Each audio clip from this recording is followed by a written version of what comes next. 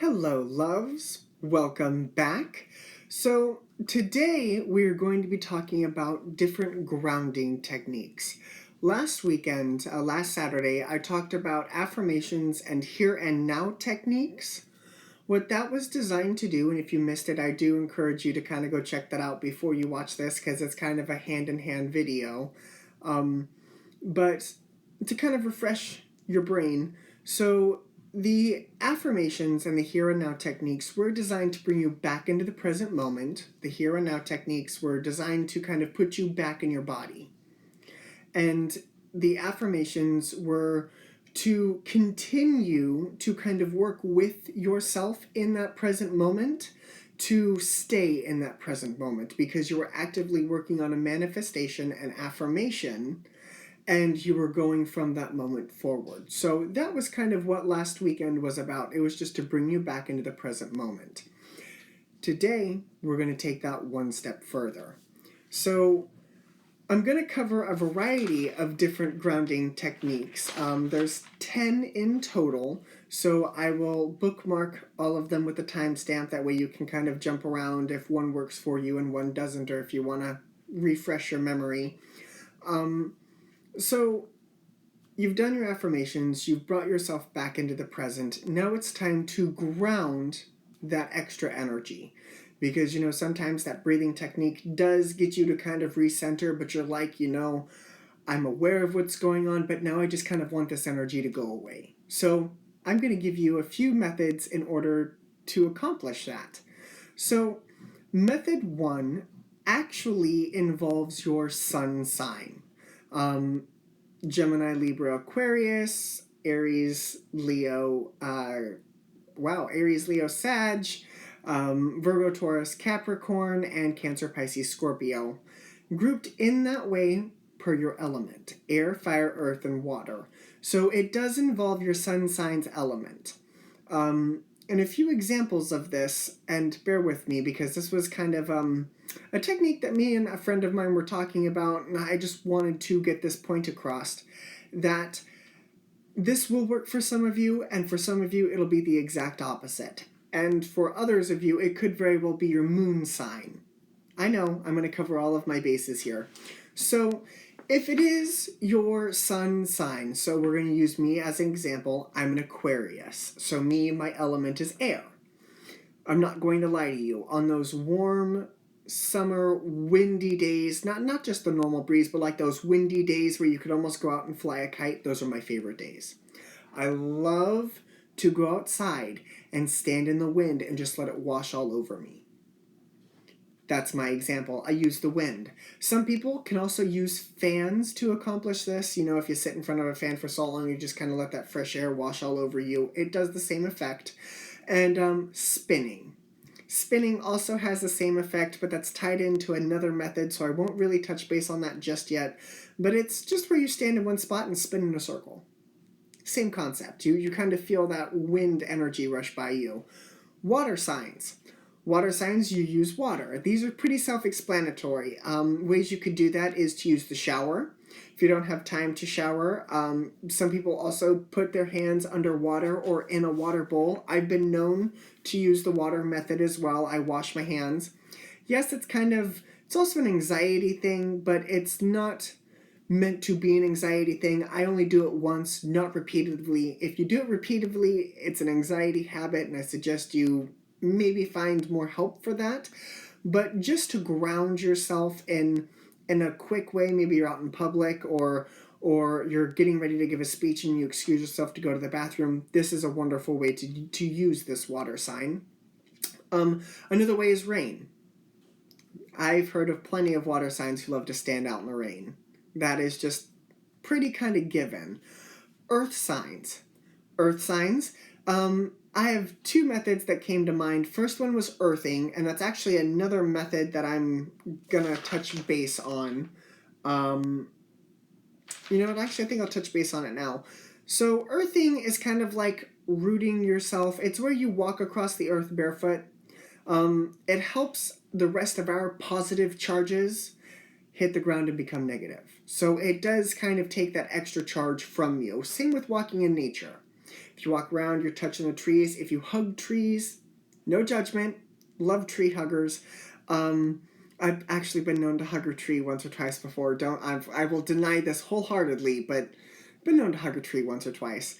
But earth signs, if you connect with the earth around you, that's a wonderful way to do that. Fire signs, we've got bonfires. Bonfires are a wonderful thing to stare off into. Candles work as well. That's where you just kind of stare off into the flame. If you don't have either of those things, please be cautious of what you use. I know lights sometimes also work with fire signs if it's the right if it's the right kind of yellow. It almost kind of mimics a flame, and you can kind of get away with it. But there that is. So those are just a few examples on how to use your sun sign. Now, obviously, you're trying to ground the energy, not put yourself in more of that energy. So for some of you, it could very well be switched. So for air signs, you'll use the earth techniques and vice versa. And water signs, you'll use the fire techniques and vice versa. Do you see what I'm kind of getting at? You use the opposite. Positive and negative cancels each other out. That's kind of where I'm going with that. And with the moon sign, I'm an Aquarius sun, but a Pisces moon. So I wouldn't use the earth, I would use the water. And that's kind of where that comes in. Do you see how the correlation kind of clicks together at that point? Like I said, I mean, yeah, every now and again I'll take a walk through the woods and walk barefoot and all of that fun stuff, but I'm much more of an air and water type person for when it comes to grounding. So just keep these things in mind as I'm going through the different techniques. And if one seems like it's going to work and maybe doesn't, especially with the elements, maybe try changing it up a little. So like I said, method 1 is your element. Method 2 is kind of the opposite of that, like I said. And it can also be your moon sign. So keep those in mind. Now, when I touched base with earthing, I kind of said it was similar to rooting, and that's actually method 3. So method 3 is this technique where, think of a tree, where you can either stand or sit, regardless, but as you center yourself and bring yourself back into the here and now, imagine yourself growing roots. And you can grow roots through the floor, through the ground outside, through concrete. It normally works with just about anything. If you're limited in your mind, it may not work, but as long as you know that you are rooting yourself into the ground, it should work. So you've got roots, you're going to take all of that extra energy in your body and just send it straight on into the earth. It's like the trees do with their extra energy. It's where they also get their energy from the earth as well. It's kind of a give and take. So with the rooting method, you grow roots essentially, and you send all that extra energy down through you into the roots, into the earth. That's where essentially it's going. Even if you're inside, you're rooting it through the floor. Imagine it wrapping onto the foundation of the house and then still going into the earth, because that's essentially where it's going. So there is rooting. Like I said, think trees. Method 4, I've actually kind of combined a few of these together. So method 4 is sound baths, music, and as a bonus, I did put bells. So sound baths are exactly that. I know if you look on YouTube and you type in sound baths, you'll find a bunch of different videos. These sound baths, these bowls that they use, and there's a specific word for it, I don't remember what they are, but they have these bowls and they vibrate on a specific frequency. 9 times out of 10, it has to do with the chakras that are inside of you. So most people use more than one. Some people can just use one. Depends on you and what you're feeling. Me, I like the more than one. I like them to open up all of my chakras kind of as it goes. But sound baths, they emit a vibration that your body picks up on, and it helps break up that negative energy. Same goes for music. I know, I'm a big fan of music. I sometimes have music come out in the tarot videos. So when I need to decompress, I like to use music. If the first 2 ways didn't really work out in grounding the energy, I turn to music. And when it comes to music, when you're in these moods, think of what you're listening to. I know, sounds kind of strange. Some of you, when you're angry, you listen to angry music. That's great. It helps you express your energy. For some of you, you have to listen to something more lighter to help move you out of that energy. So if you use music, be mindful of how your brain responds to the music. And if it responds better to the AC/DC, fantastic. Then you rock out to the AC/DC. If it resonates more with the I'm going to build myself up and empower myself to get myself out of this funk, use those methods. But keep in mind what you're listening to, okay? Because you really don't want to make the situation worse. You're trying to ground this energy. You're trying to get rid of it. So think of what it is that you're listening to and how it's impacting you.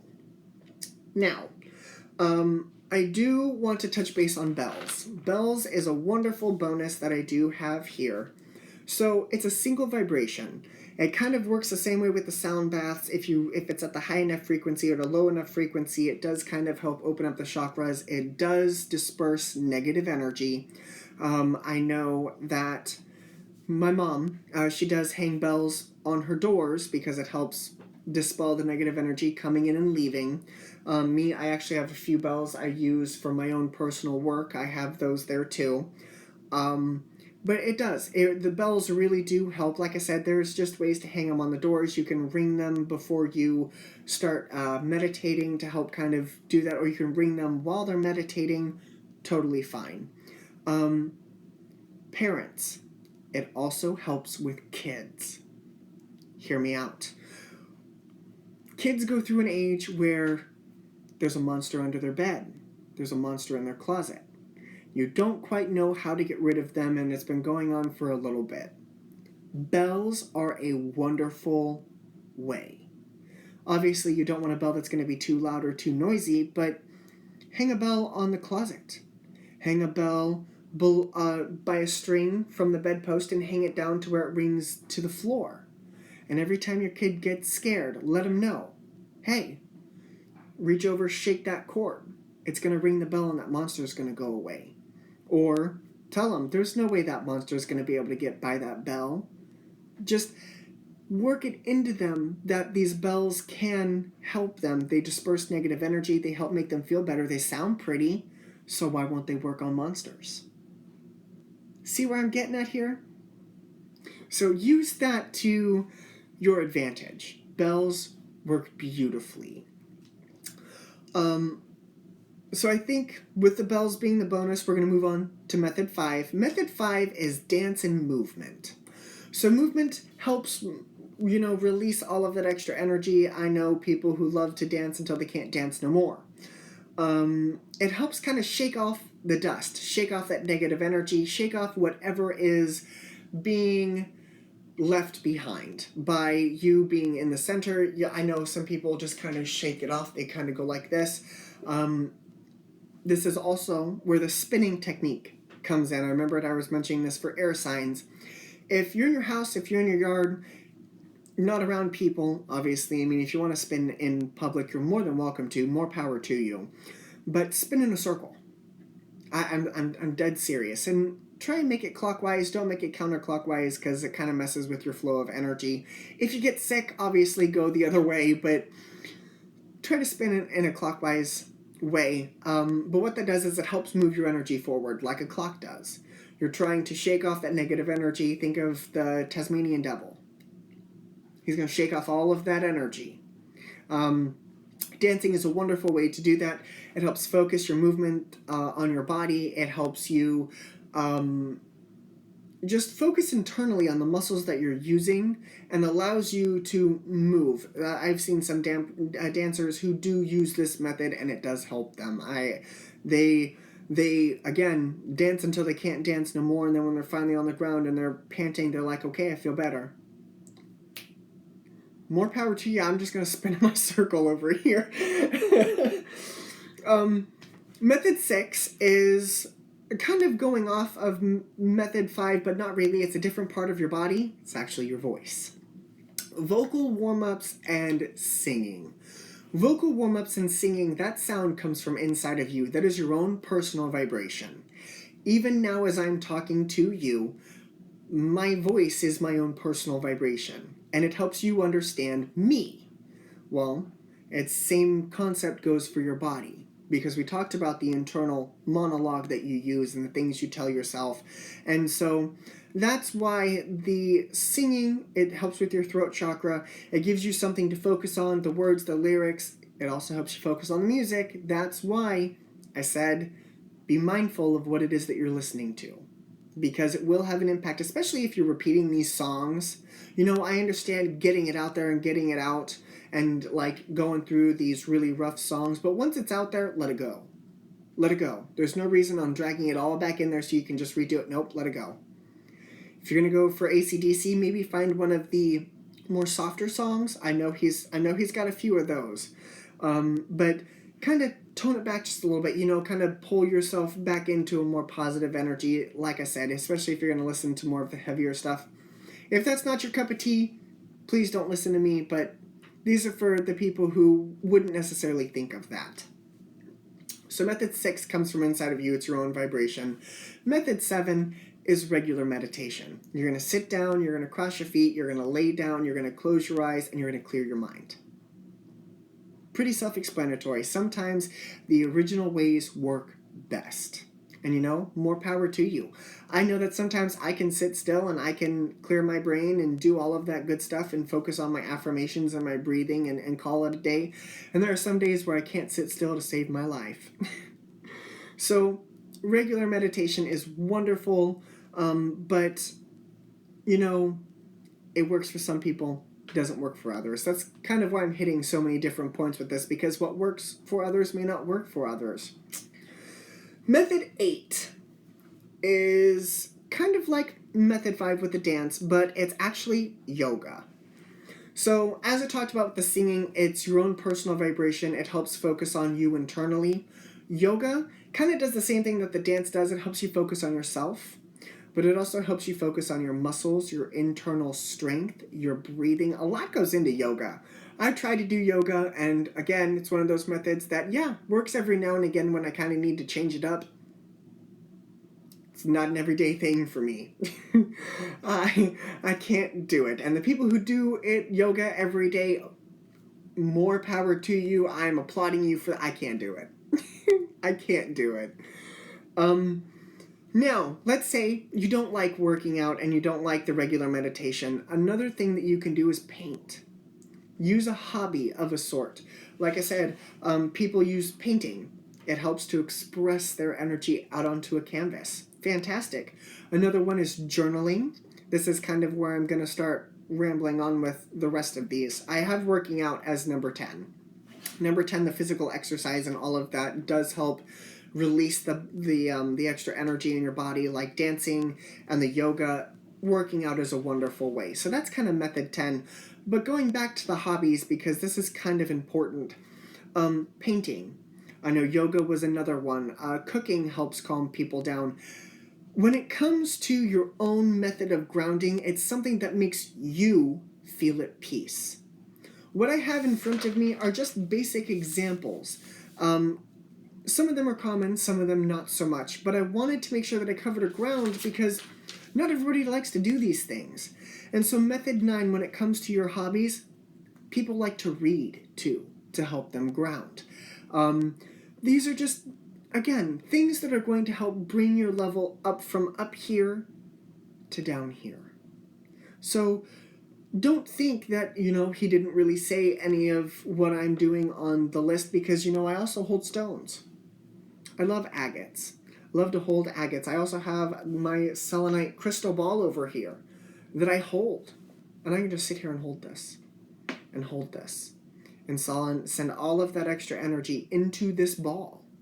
So, like I said, don't limit yourself to it wasn't on this list. Because what works for some people won't work for others. So painting, yoga, working out, reading, regular meditation, just because they may not work for you, they may work for somebody else and vice versa. So that's kind of why I wanted to throw method 9 in there, because hobbies are a wonderful way to ground yourself. So drawing, sketching, playing video games even.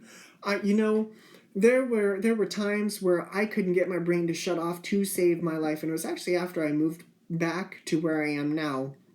I moved from Illinois back to Iowa, and I couldn't get my brain to shut off. I couldn't get my brain to shut off. I couldn't get my brain to shut off. And so finally I'm like, I'm going to play some video games. And let me tell you, my brain shut off because I was more focused on what I was doing in that video game than what was around me at that point in time. So video games is another one. So again, don't think that just because it wasn't on this list doesn't mean that it won't work for a grounding technique, because 9 times out of 10, there is something that you do throughout your day-to-day that is a grounding technique for you. You just have to find it. These are just the examples that I could find and that I like to use, and I think that would have been very beneficial for you all to know. So, combining all of these things together, the affirmations, the here and now, and the grounding techniques, like I said, will bring you all back into this present moment and will keep you in this present moment, especially if you use these grounding techniques more than once a day. If you use them once a day or once every other day, do it. I highly recommend it. It's kind of like the affirmations and the here and now techniques.